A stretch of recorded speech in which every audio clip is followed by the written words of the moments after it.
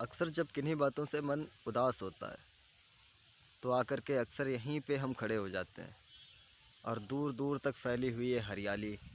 और अभी तो सुबह का समय है, शाम को जब सूर्यास्त हो रहा होता है तो देख करके जो सुकून मिलता है ना मन में, सारे दुख दूर हो जाते हैं। गाँवों में कुछ विशेष ड्यूटीज़ होती हैं जो अक्सर हमें निभानी होती हैं।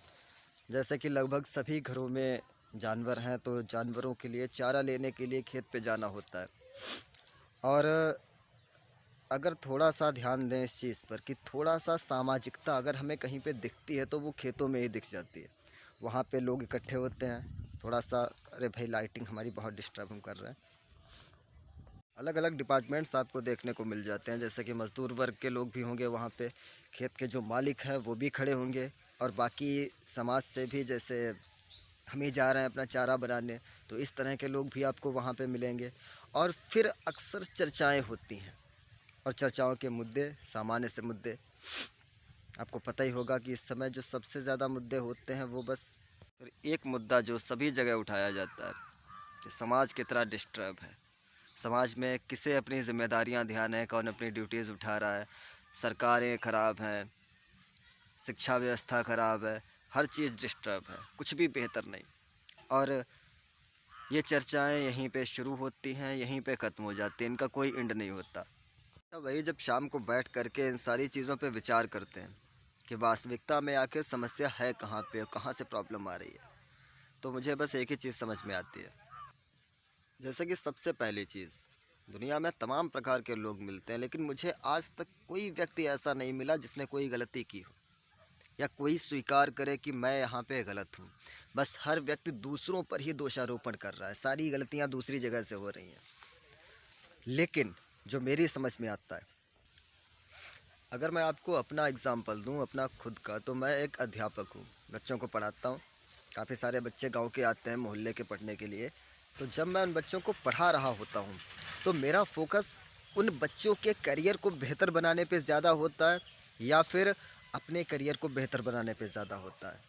मेरा फोकस जो मैं उनसे धन पैदा कर रहा हूँ उस पर ज़्यादा है या फिर वो बच्चे करियर में आगे कितना बेहतर बढ़ रहे हैं इस पर ज़्यादा है।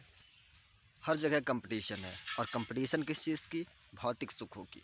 कि हमारे पास कितने ज़्यादा भौतिक सुख हैं, कितने ज़्यादा भौतिक संसाधन हैं, कितना ज़्यादा हम मनी कलेक्ट कर पा रहे हैं, कितना हमारे पास पैसा है। यानी सामाजिकता का यहाँ पे कोई मतलब नहीं। दूसरों के साथ हमारे संबंध कैसे हैं, हम अपना स्वार्थ सिद्ध करने के लिए दूसरों के साथ संबंध अपने अच्छे कर रहे हैं, ख़राब कर रहे हैं, इस बात का कोई महत्व नहीं। सिर्फ मोल इस चीज़ का है कि मैं कितनी ज़्यादा भौतिक वस्तुएं अपने पास बना पा रहा हूँ। वैसे ही अब मान लीजिए मेरे पास 18 बच्चे आ रहे हैं सुबह की बैच में पढ़ने के लिए, कोई भी संख्या मान ली हमने। तो अब उस संख्या से मेरे पास कितना धन आ रहा है, कितनी मैं फ़ीस ले रहा हूँ, कितना मैं पैसा कलेक्ट कर रहा हूँ, मेरा फोकस सिर्फ़ और सिर्फ उसी चीज़ पे जा रहा है। किस बच्चे की फ़ीस आ रही, किसकी फ़ीस नहीं आई, ये टेंशन दिमाग में रहती है। लेकिन ये टेंशन शायद दिमाग में उतनी ज़्यादा नहीं रहती कि ये बच्चे वास्तविकता में कितना बेहतर बन रहे हैं अपने करियर में। धन लेकर के पढ़ाना मेरा काम है, मैं धन तो ले रहा हूँ लेकिन मैं पढ़ाने में कितना ज़्यादा फोकस हूँ, अपने कर्तव्य का बोध मुझे कितना ज़्यादा है, ये प्रश्न आता है। और यहीं पे सारी समस्याएं हैं। आजकल लगभग हर व्यक्ति हर पोस्ट में मैं ये चीज़ देख रहा हूँ कि काम कर रहा है धन के लिए, हर कोई करता है, लेकिन बदले में हम क्या दे रहे हैं उस चीज़ को हम भूल जाते हैं, अपने कर्तव्य को भूले हुए हैं। अगर कोई गांव प्रधान है गांव में तो अच्छी बात है भाई, लेकिन उसका फोकस कहाँ पे है? सिर्फ उससे धन अर्न करने का।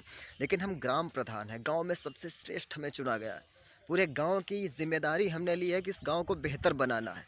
असल में चाहे वो नेता हो या फिर वो अध्यापक हो, ये दोनों वर्ग ऐसे हैं जिनके अंदर ये इच्छा ही नहीं होनी चाहिए कि हम पैसे के लिए काम कर रहे हैं।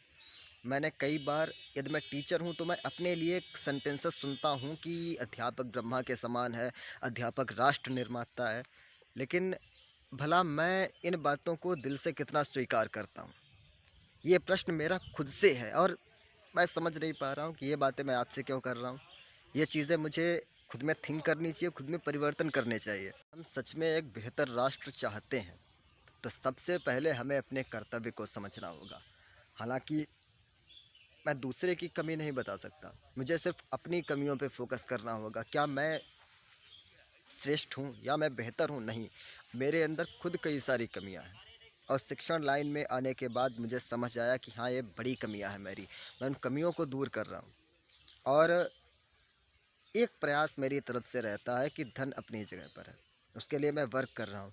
लेकिन जब वो बच्चे मेरे समक्ष बैठे होते हैं और मैं जब उनको पढ़ाना शुरू करता हूँ, तब मुझे ना तो घड़ी दिखाई पड़ती है और मैं बिल्कुल भूल जाता हूँ कि ये मेरे लिए सिर्फ पैसा कमाने का ज़रिया है।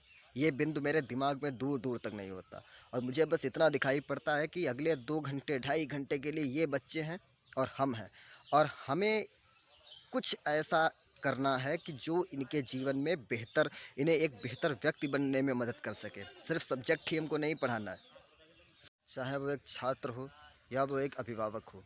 अपने अध्यापक से वो बहुत सारी उम्मीदें रखता है।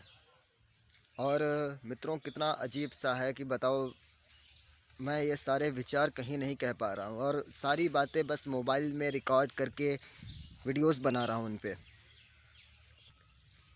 आजकल किसी में भी इतनी हिम्मत नहीं देखने को मिलती है कि जो वो अपनी किसी कमी को स्वीकार कर सके।